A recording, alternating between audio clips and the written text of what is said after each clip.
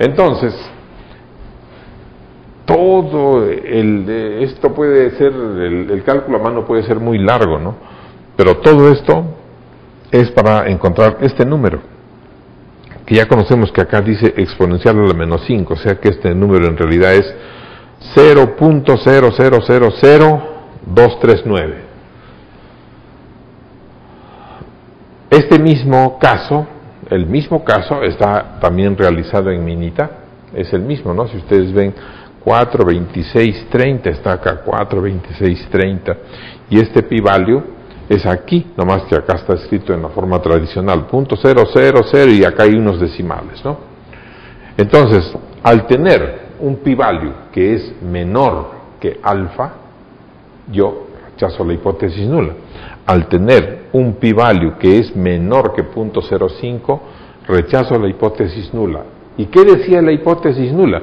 La hipótesis nula dice que todos los cocedores me dan el mismo promedio de burbujas, o el número medio de burbujas es el mismo a través de todos los cocedores. Esa hipótesis se ha rechazado, ¿verdad?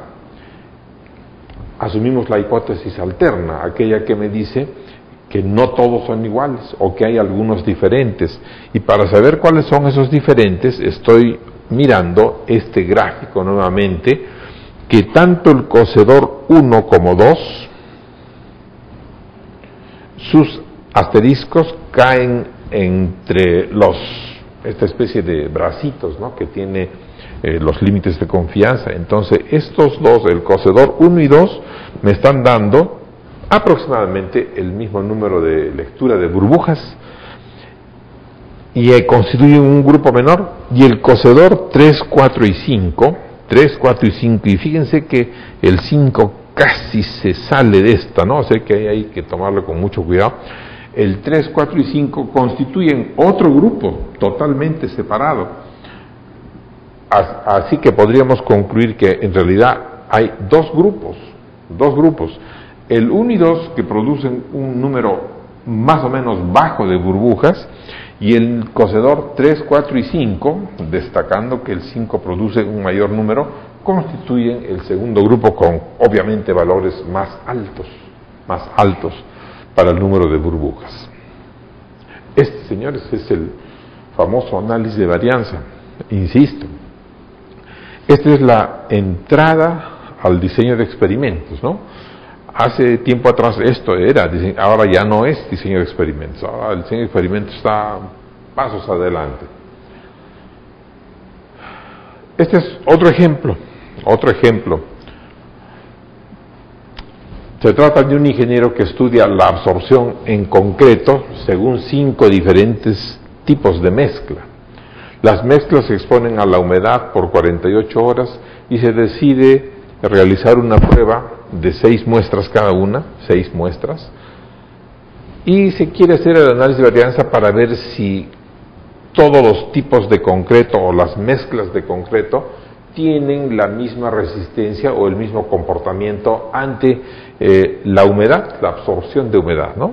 Este es un caso que sale de la ingeniería civil.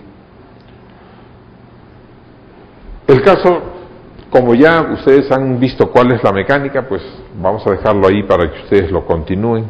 Igual en la tarea hay un caso muy similar, ¿no? Esto, señores, es a grandes rasgos y sin entrar en mucho detalle el análisis de varianza de una vía. Vemos que también hay un análisis de varianza de 2 vías. Su nombre nos invita a reflexionar, ¿no? Son datos que se agrupan bajo 2 criterios de clasificación, no solo uno, como vimos hace un momento aquí en este tablero, ¿no?, que solamente se han organizado en forma vertical, sino vamos a tener ahora a lo mejor una organización también horizontal. Esto, señores, es el análisis de varianza de 2 vías. Acá dice, ¿no?, 2 vías. Dice, ¿cuándo usarla? Cuando se tienen 2 variables X totalmente distintas, ¿no?, diferenciables entre ellas. Es una extensión de la anterior. ¿Por qué usarla? Porque no se dispone de todos los datos históricos, se necesita correr experimentos para observar todas las posibles combinaciones de ambas X. Aquí lo tengo, ¿no? Este es un caso típico, un análisis de doble vía o de dos vías. Dice, un producto se puede fabricar bajo temperatura alta, media o baja. Ese es un criterio, la temperatura. Con materias primas de uno de 4 proveedores. Ese es el otro criterio, son dos criterios. Dice, influyen estos dos factores, temperatura y proveedor, influyen estos dos factores en la resistencia final del producto. Entonces, lo que yo tengo aquí en estos números es la resistencia o la dureza tal vez del material. Pues vamos a imaginar que este es un caso metal mecánico y que estamos logrando piezas a temperatura alta, a temperatura media, a temperatura baja, y con eso ya tendríamos un criterio, pero además de eso las piezas provienen del proveedor A, del proveedor B, C y D, y este es el segundo criterio. Entonces acá hay dos criterios de clasificación. Antes de entrar en materia, veamos algo, ¿no? La tabla muestra resultados para los factores que están en fila y en columna. Entonces aquí, vean ustedes, he escrito dos juegos de hipótesis, dos juegos o dos pares de hipótesis. Una de ellas se refiere al factor, cualquiera que sea, que va en fila, y otra de ellas es al factor que va en columna. Porque escribí esto así, pero hubiera podido escribirlo volteado, ¿no? Sí, hubiera podido escribir estas arriba y estas en la izquierda. Podían ser, nada más cuestión de ordenamiento. Entonces hay un juego de hipótesis para quienes quieran que vayan en fila y una para quienes quieran que entren en columna. Son dos hipótesis en simultáneo que se van a resolver pues a la vez, ¿no? A la vez. Las hipótesis notarán que siempre la hipótesis nula hace referencia a que las medias son iguales, y la hipótesis alterna a que no son iguales. Ya sabemos que se elige un nivel alfa, ya sabemos cuál es su valor por defecto, y está basado en esto, ¿no? Que la variación total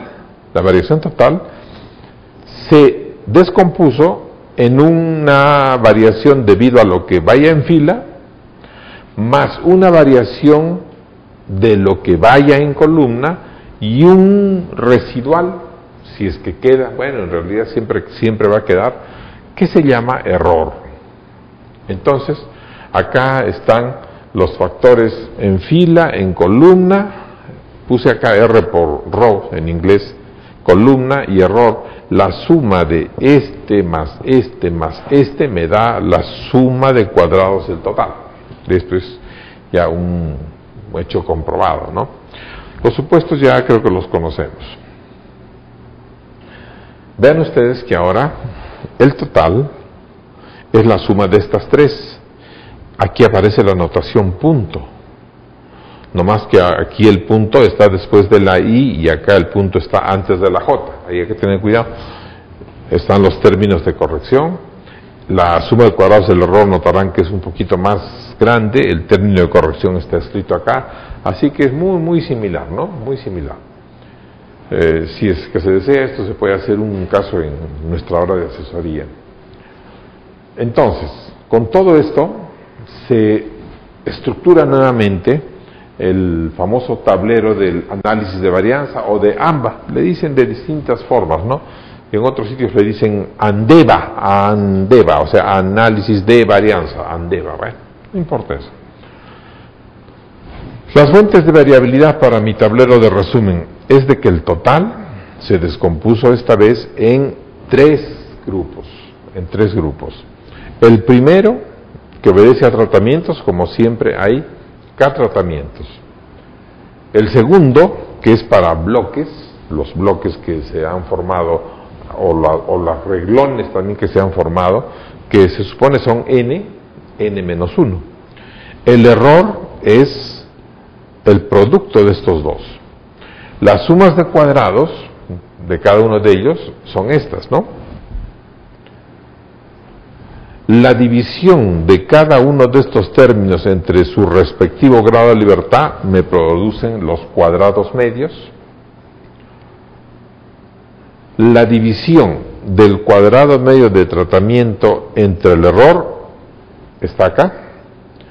La división del cuadrado medio de bloques entre el cuadrado medio del error está acá.